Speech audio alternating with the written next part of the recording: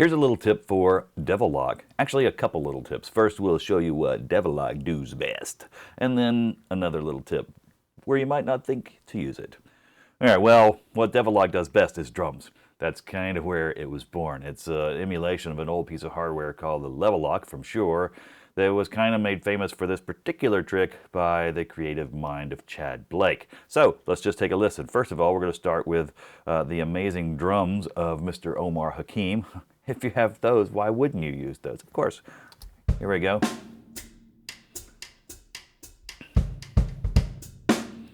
Cool, nice, expressive, lots of room. That's where Devil-Loc really shines. If you've got live drums, man. Works on other drums too, but live drums with some room and some expression and dynamics, man, it really works. So let's check it out. I'm going to take it out of bypass, and I'm going to actually just bump it back to default so it starts where it starts. I'm going to start the drums and then drop it in, and you'll see it, hear it instantly.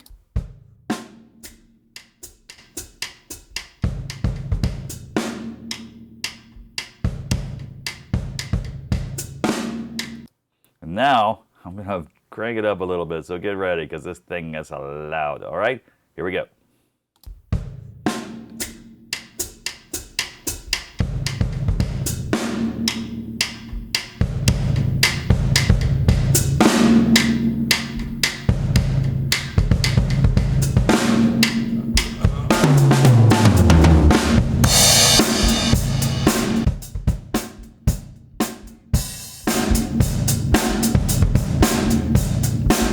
Super easy. You turn it up, crunches the drive, crushes the compression. The compression is this weird input dependent release time, so it causes all these kinds of crazy driving, pumping, sucking, you know, all those things that are wonderful.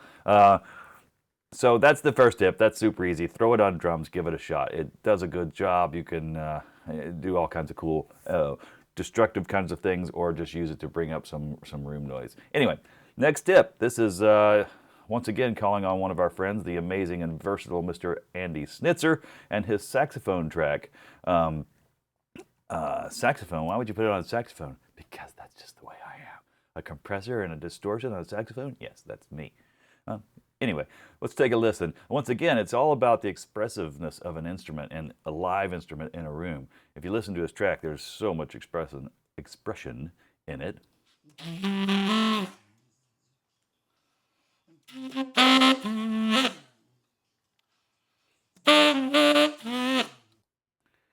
So now we're going to take our Devil-Loc from the sax track. I'm going to close that one down because we don't need Q.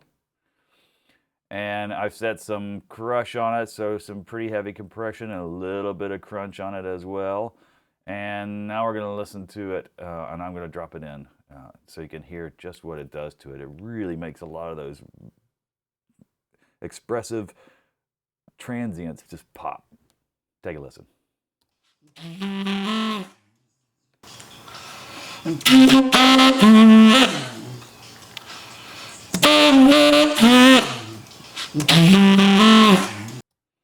Wow. Yeah, so if there's a lot of expression in a track and you got some room, this is a thing to try for sure on anything. From, we've had users say piano, brass, acoustic guitar, things that we never would have thought, because I mean it was born on drums kind of, and it supposedly was a one-trick pony, but it's used on just about everything. Vocals, try it on anything. There's your tips for today.